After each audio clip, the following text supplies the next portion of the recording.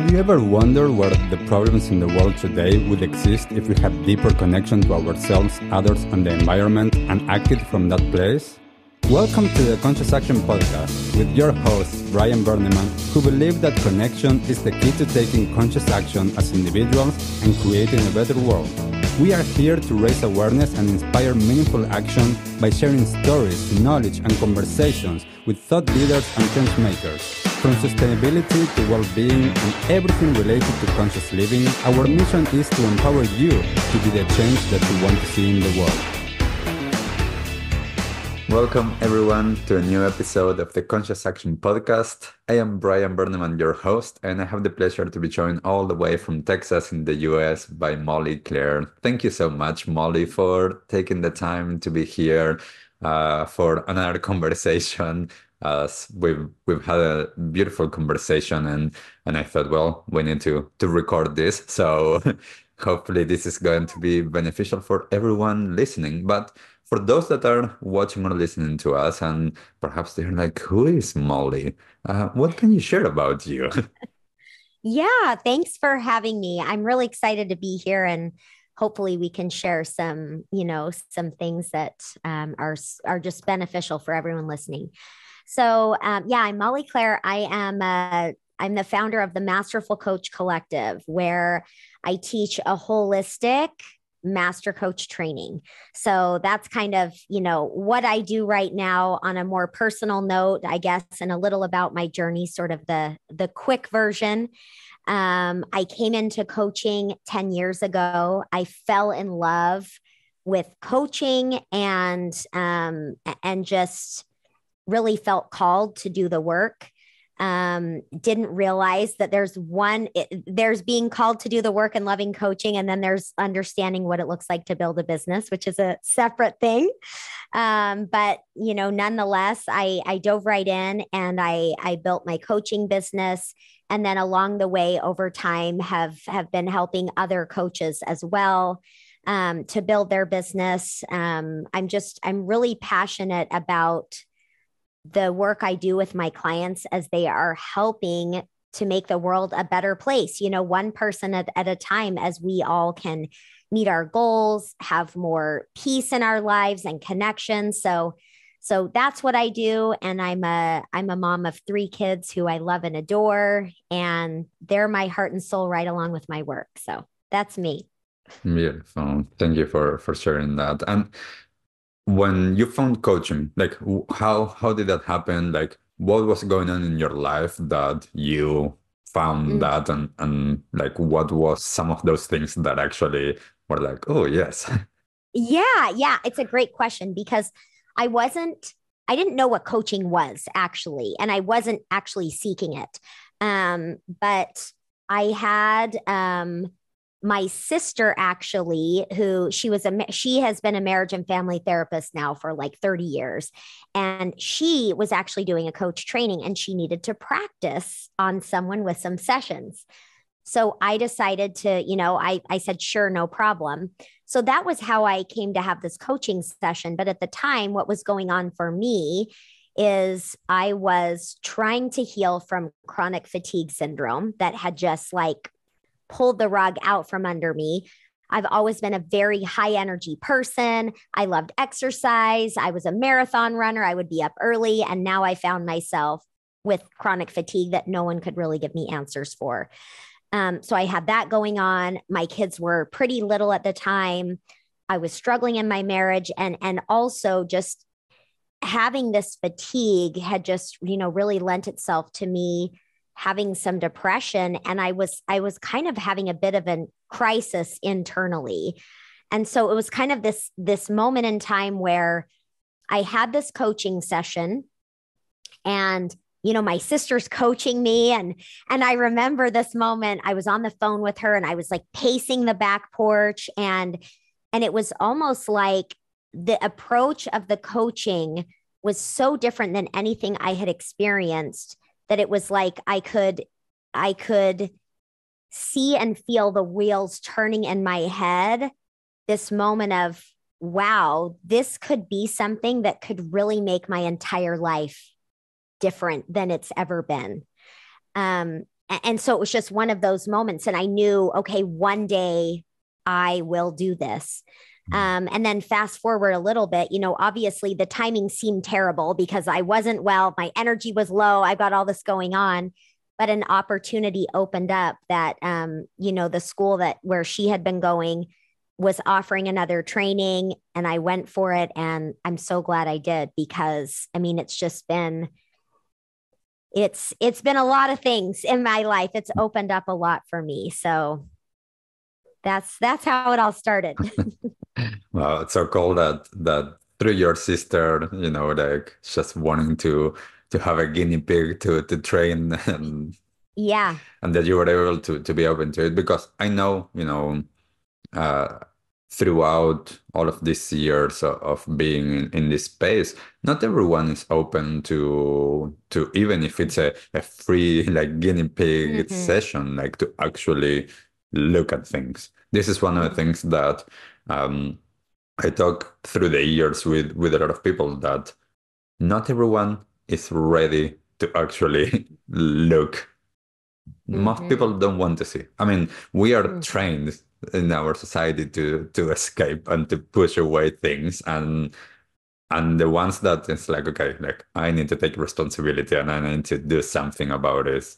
But it's also great to be able to find the methodology, what you resonated with, because sometimes that's one of the keys that, like not everyone is going to resonate with talking therapy. Not everyone is going to resonate with every type of coaching. Not everyone is going to resonate with whatever that is. And it's like just Yes. finding that lane as well.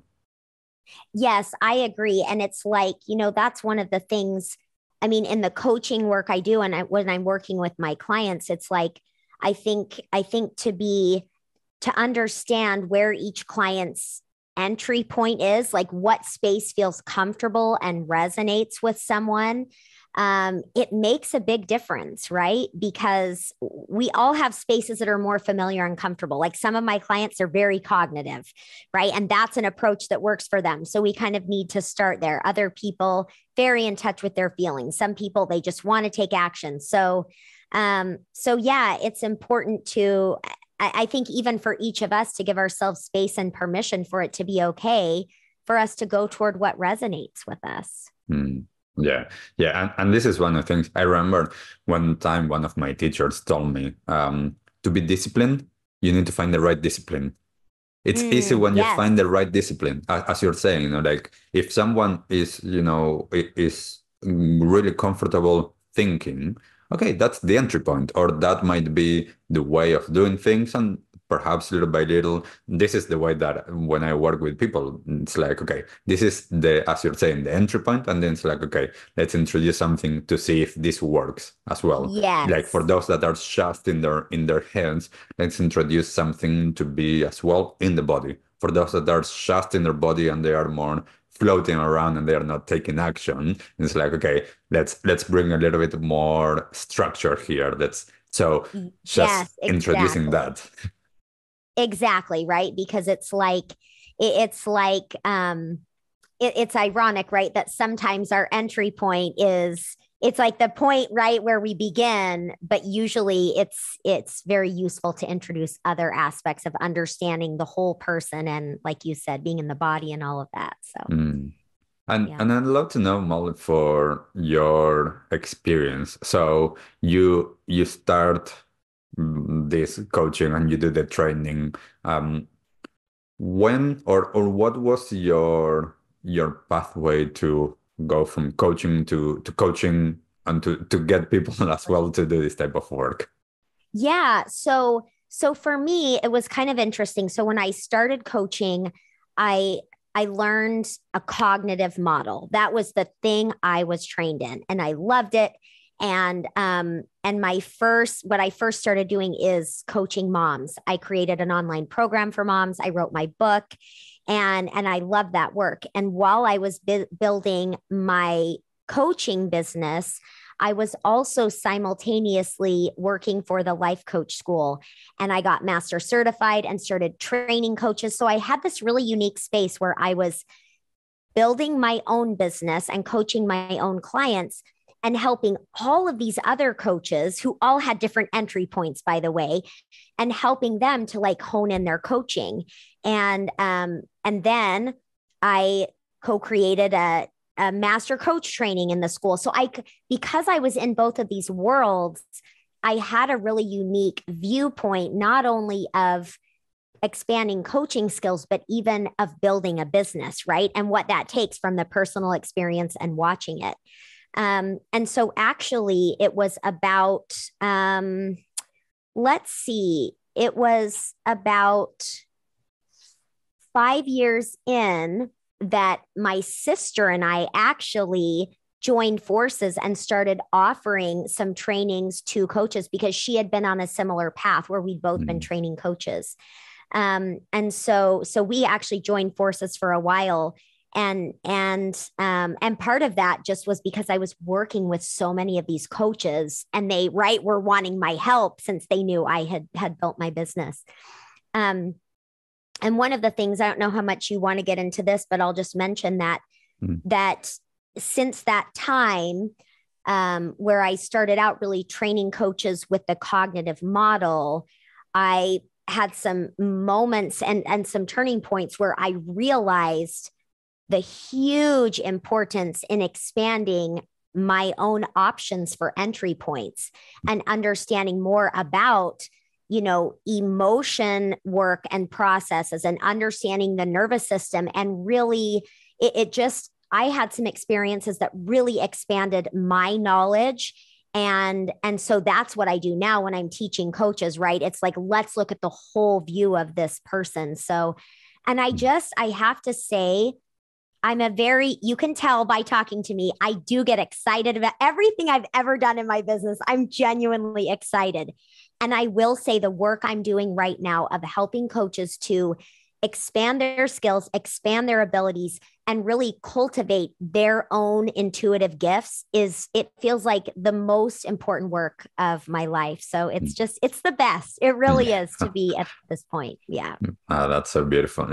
That I want to touch on a few of the different things that you talked in here. One, I'm going to start with this that you mentioned about this holistic approach. This has been my experience. And this isn't about saying like things don't work, like everything works for different people. And one of the things, as you're saying, that I realized working with a lot of people is that most people, just like, this has been part of our society, is about specializing in something. And it's wonderful, like if you have something and you need to go and see a doctor that, like you have something on your foot, like great that this person trained for so many years learning about the foot. But if that person doesn't have any knowledge of how the foot is related to the rest of the body, or how perhaps the stress is the problem and not so much the actual physical foot, we start to get into a place that we're not seeing the whole picture.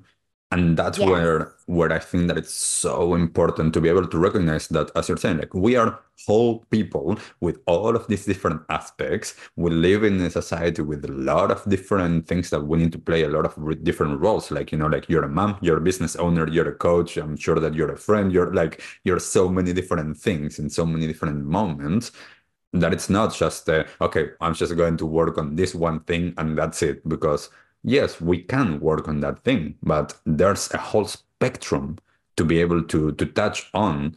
And that is actually how a lot of the things actually come into place. And I think that, as you're saying, like if the people that are sharing or supporting others are actually doing this for themselves and they are getting more expansion in terms of that, their work actually expands so much. Yes. I mean, absolutely. Right. And like when I'm working with my clients now, as they're doing the master coach training, everything we do, it's like, let's apply this to you first. Right. And so that's the beautiful thing about it, is that they're benefiting so much personally. And then it just like flows from there. Right. And they're more equipped to help their clients with all of it. So it's great. And I actually, I want to speak to what you're saying. And it's funny that you brought up the foot, because so back when I was distance running, I injured my foot and I had to actually have a bone removed from my foot.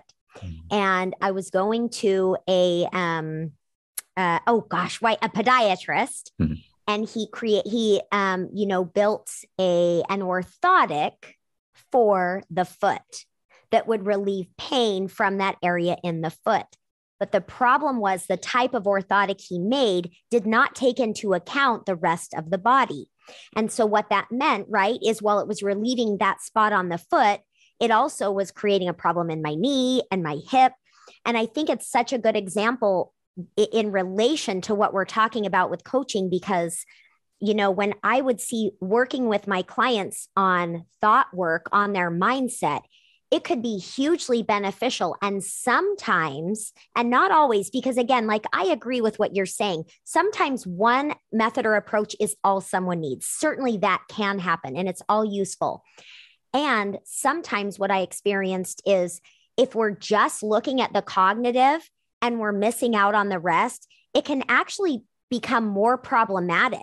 And that client can get more stuck and it can make things worse. And so that's the reason I'm so passionate about having this whole view, is I think it really serves our clients' best interest. It provides a space where they are safe, where they can really progress in a way that's meaningful to them, and just not exacerbate problems, which sometimes the one focused approach can. Yeah, definitely. And one of the things from what you were sharing as well before, that I know this was my experience. I got into this space because not from a place that, I want to do this for work. I want to learn about myself. I wanted to, to grow, to develop, to heal, to expand, and little by little, then throughout all of the years, like doing all of these different practices and all of these different methodologies and all of these different trainings. At one point, I was like, I can actually do this for work. And then it's like, and people pay me for this. Yeah. but I think that it's, because I mentioned this because I see this, I talk with a lot of people. A lot of my students at university, they see the work that I do, and they're like, I want to become a coach. And I'm like, okay, like let's take a step. Like, why? What is it about coaching? Like that you want to do? Is it just because you see how on Instagram or different things, like it seems the lifestyle of a coach, right, yes, or you actually want to learn about yourself and you want to through that support others? I think that it's a very interesting space. I see this as well with a lot of the yoga space and a lot of these different things that it's so glorified in online, like social media, that a lot of people don't understand. This is a process for ourselves, and it's a process. That's right. It's like, it's so true. And I always say, the bar for entry into the coaching space is very low, but the bar for success is very high. And I think especially, what I love about the coaches that are attracted to the work I'm doing is they are coaches they are heart-centered, right? They are in it because they feel in their bones this work. And yes, they want to make money and they want it to be profitable. And we do that. But that's not their primary leading motivation. And not that it's a problem. If someone says, hey, this is how I want to make money, that's great. And I see a distinct difference between the type of coaching and the level of service when people have that desire and it's kind of part of their purpose. Yeah.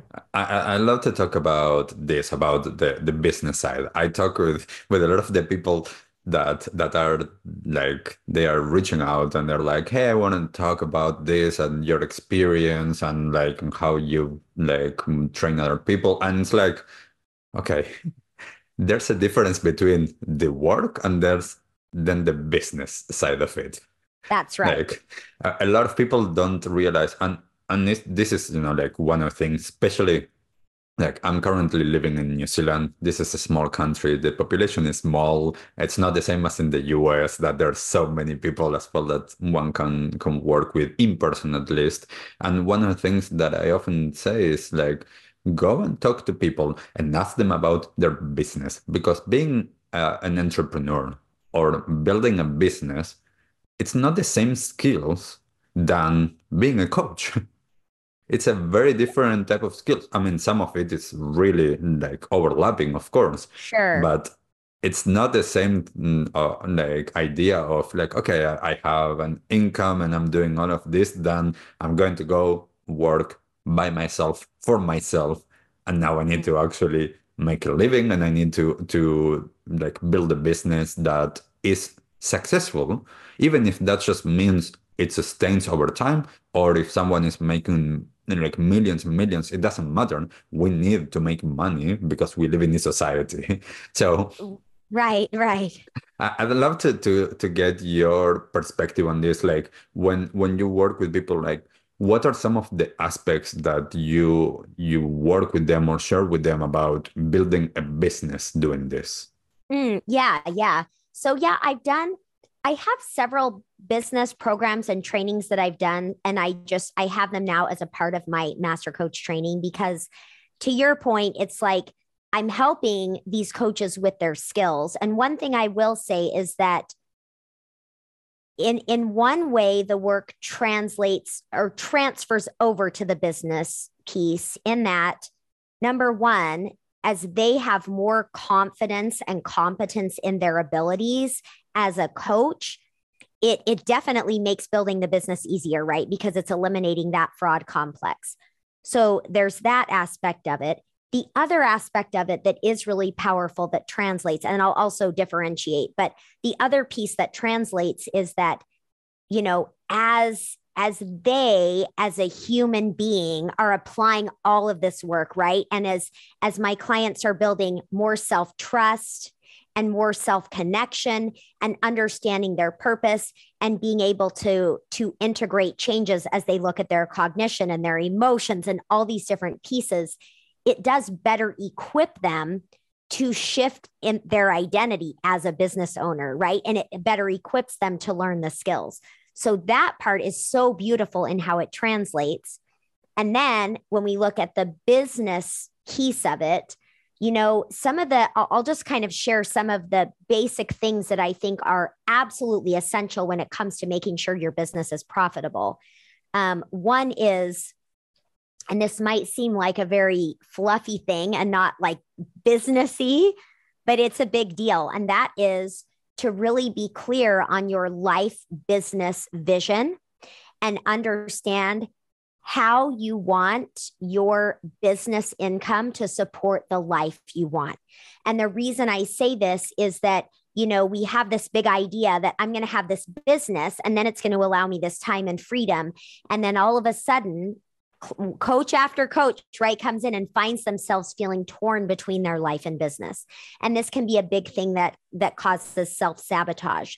So one of the first things I recommend is, okay, get crystal clear on what you want your life to be like and what your business needs to look like to support that. This means figuring out how much money, this means boundaries and parameters on your time and energy. And so that's a big thing in order to make the business successful for sure.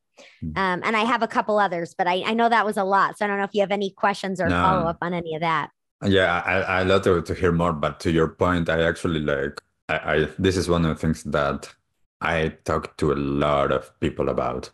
If they don't know how their life looks like and what they need for the life that they want, it's hard to actually understand how does the business support that. And as well, like I was talking with someone actually this last weekend, and I was like, okay, so how much are you going to charge? It's someone that is going to start like, it's now starting their business, and like, do you know how much you're going to charge?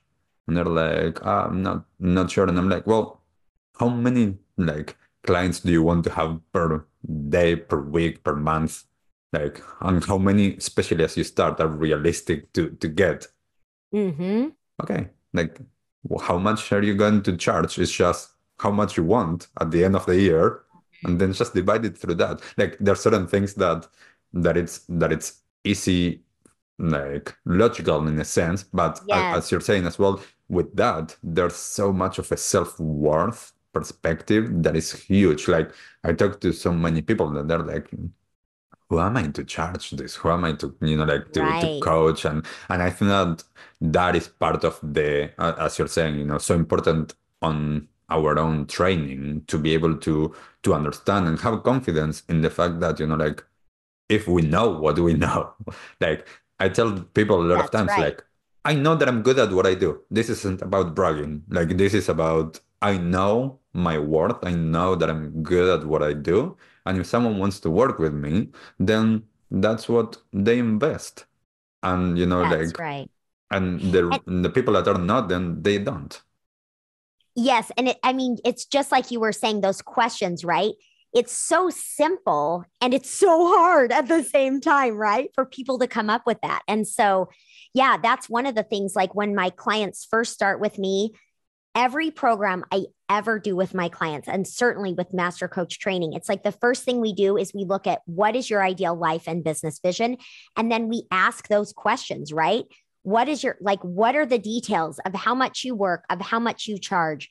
And one of the things you said is really important, I think, for everyone to think about. It's like having confidence and knowing that you are good at what you do is a separate thing from having worth as a human being, right?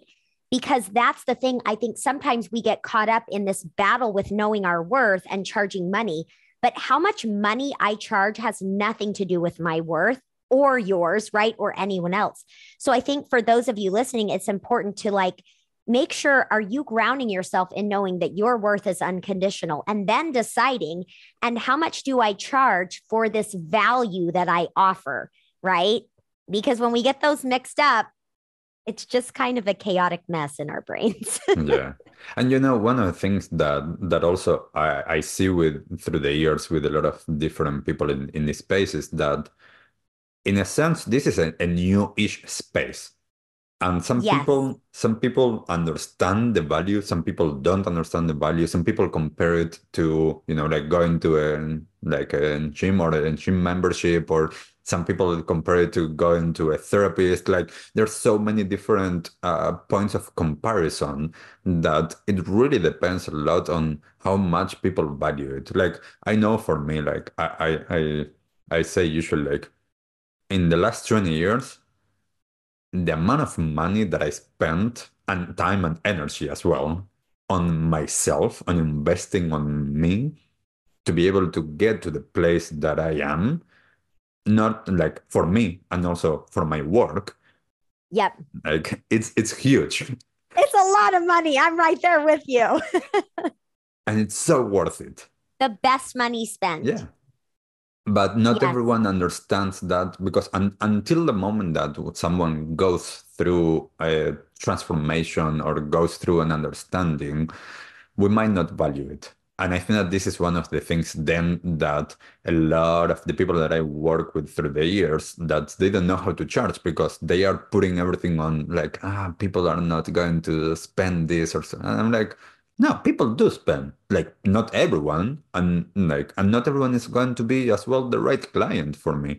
Like I tell a lot of times to people, I, as you were saying, to understand how the boundaries, like I choose who I want to work with.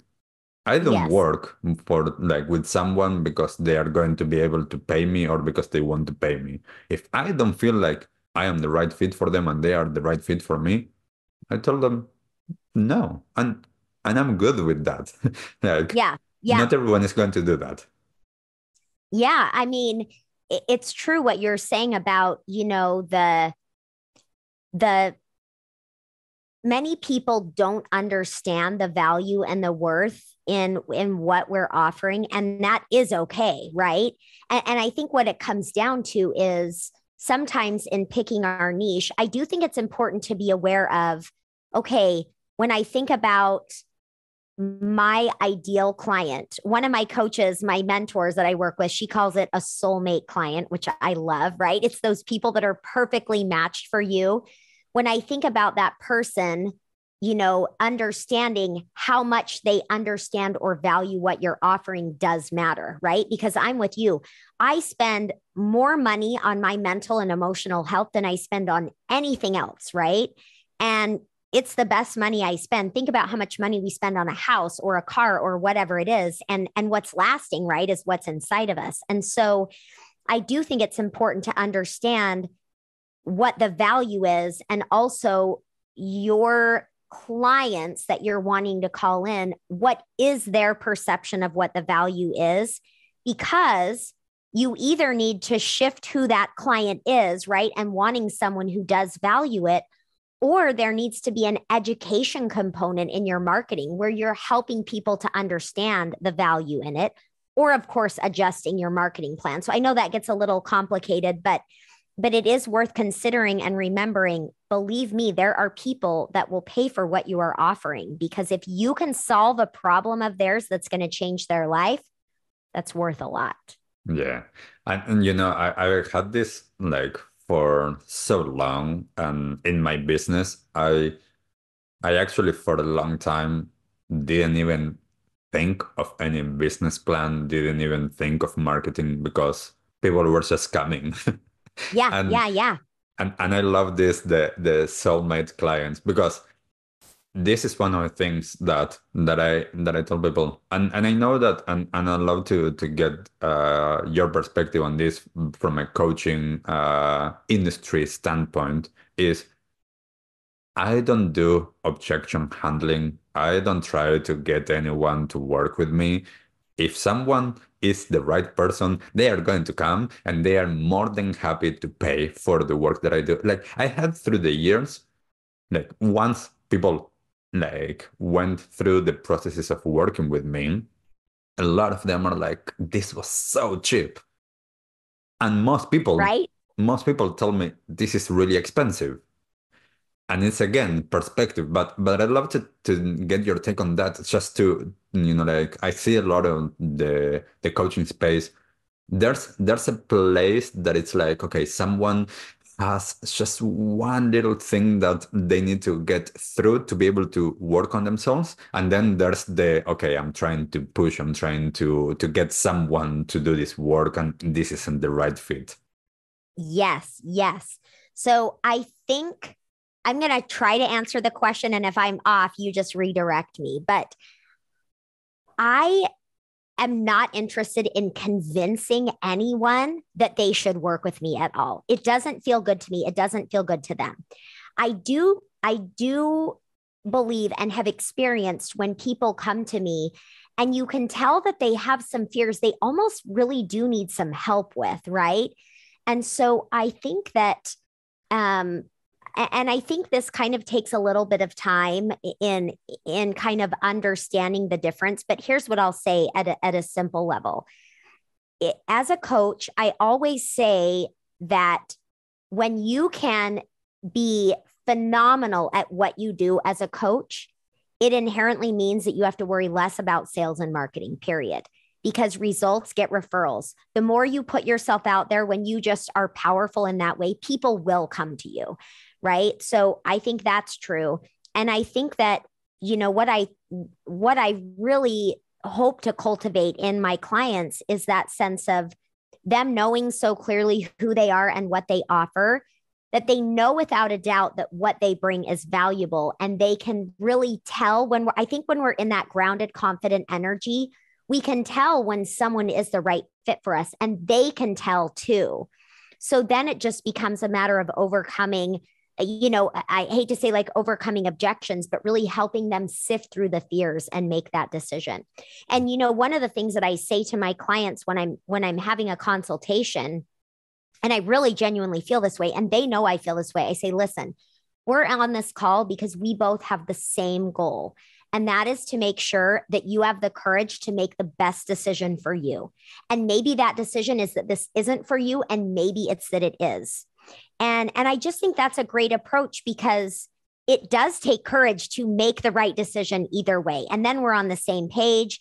And then they feel great when they make the decision to join the program. And if they make the decision to not join the program, we both feel great about that too, right? Because that's really our purpose, is to help people move toward what's best for them in that moment. Yeah.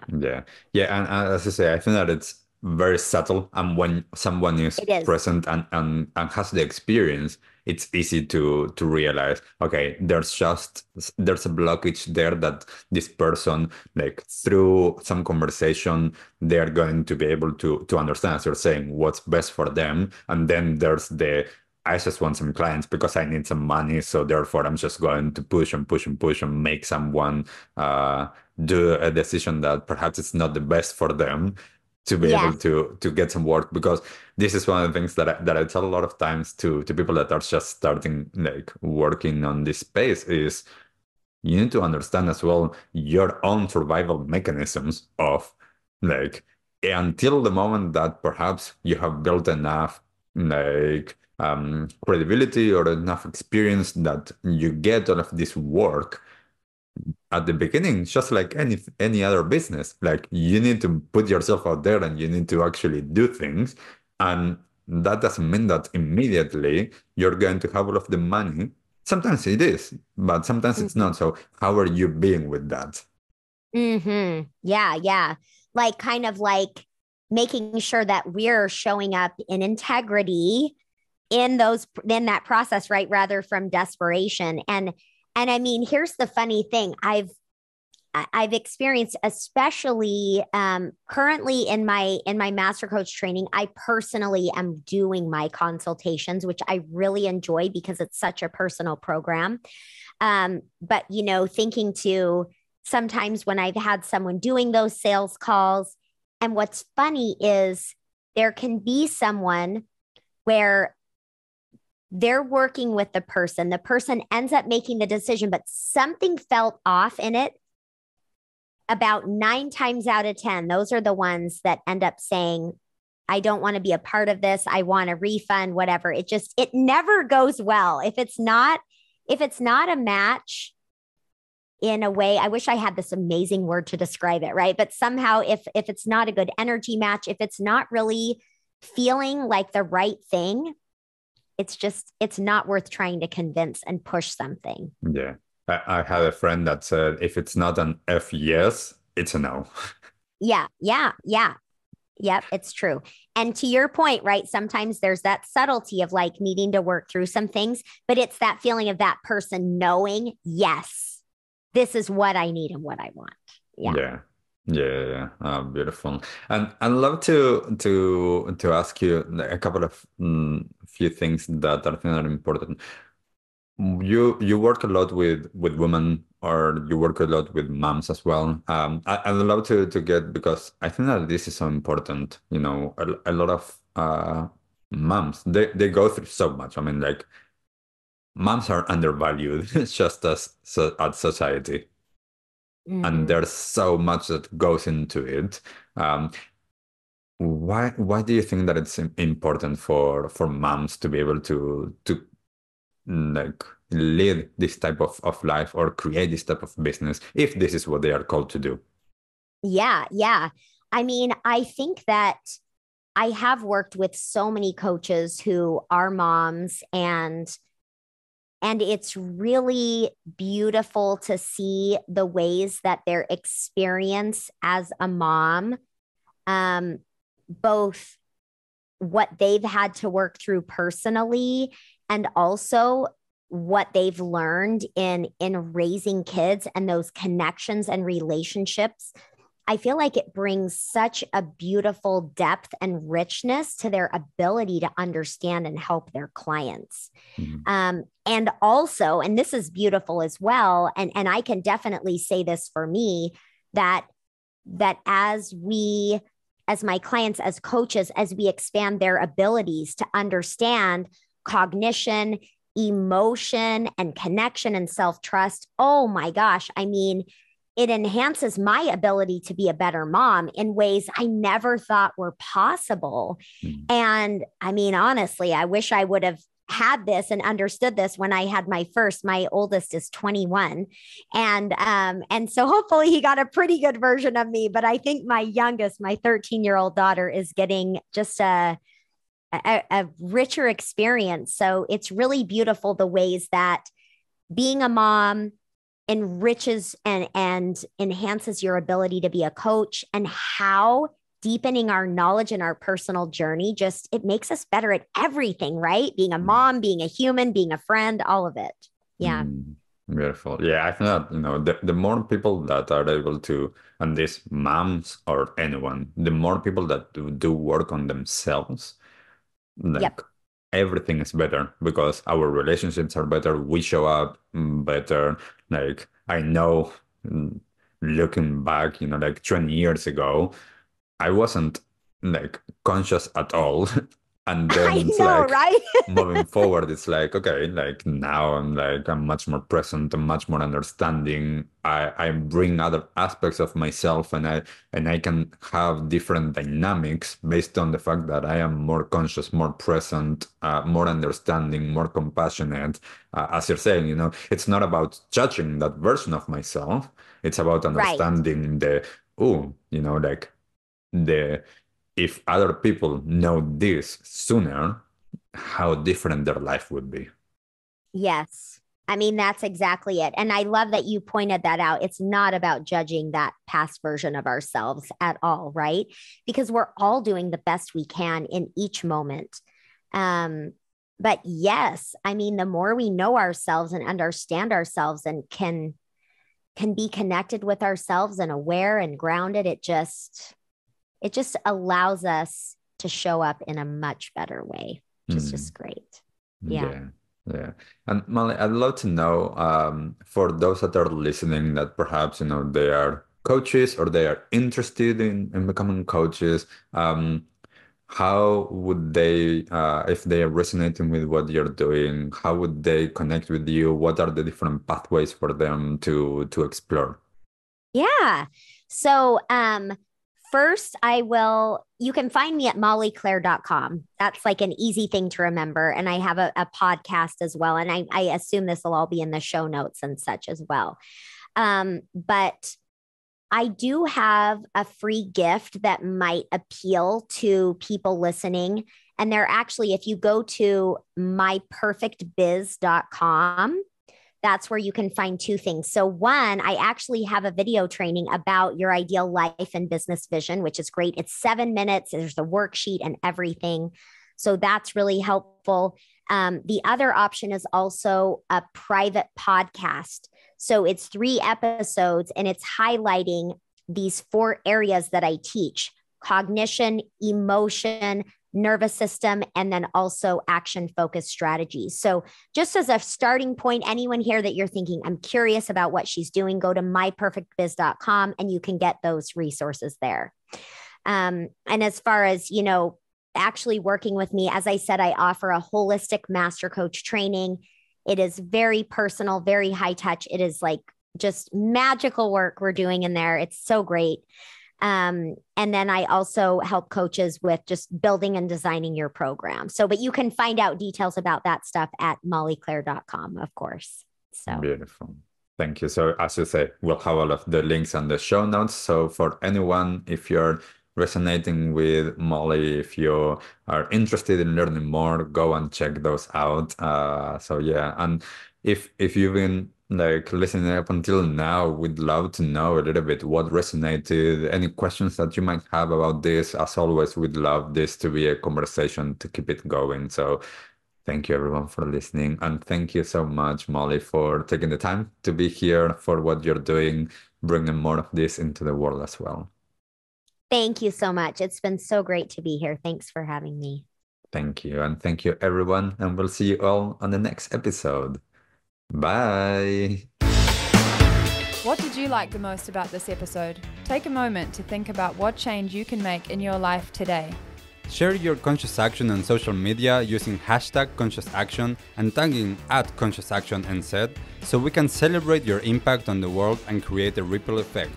One easy action we would love for you to take right now is to share, like, and subscribe to this podcast. This will help us get these messages out into the world and inspire more people to take conscious action in their own lives, contributing to the better world we hope for.